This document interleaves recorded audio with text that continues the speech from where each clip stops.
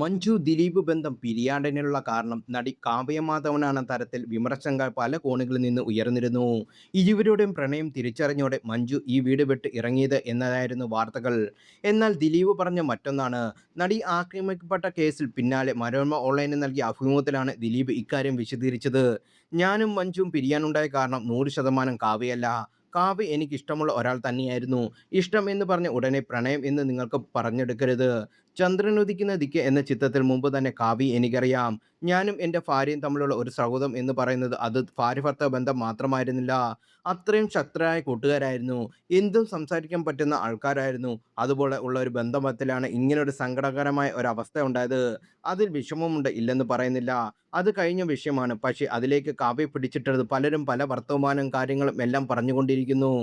കാവ്യ വെൾ കാവ്യയെ കല്യാണം കഴിച്ചത് കൊണ്ട് അവരെ വെള്ളപൂശി റെഡിയാക്കി വെക്കാം എന്നൊക്കെ നീണ്ട രീതിയിലൊന്നുമല്ല. പക്ഷേ സത്യസന്ധമായ കാര്യം കാവ്യയല്ല. കാരണം കാവ്യ കാരണമാണ് എൻ്റെ ജീവിതം മുഴുവൻ പോയതെങ്കിൽ അത് വലിയൊരു ബോംബാണ്, തീക്കളിയാണ്. പിന്നെ ഞാൻ അത് പോയി തൊടില്ല. അതുകൊണ്ട് തന്നെയാണ് ഞാൻ ഈ കാവ്യയെ കല്യാണം കഴിച്ചത്.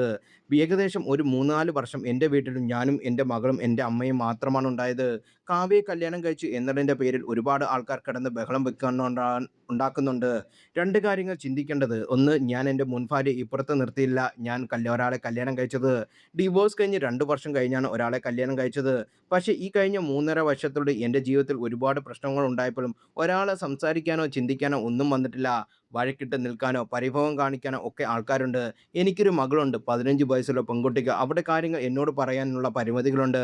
എൻ്റെ പ്രശ്നങ്ങൾ കണ്ടിട്ട് സത്യം പറഞ്ഞാൽ എൻ്റെ സഹോദരി 1, 2 വർഷം എൻ്റെ കൂടെ നിന്നു. എല്ലാവരും എനിക്ക് വേണ്ടി സഫർ ചെയ്യുന്നത് കാണുമ്പോൾ നമ്മൾ നാച്ചുറലി വല്ലാതെ ഒരു അവസ്ഥയിലെത്തും.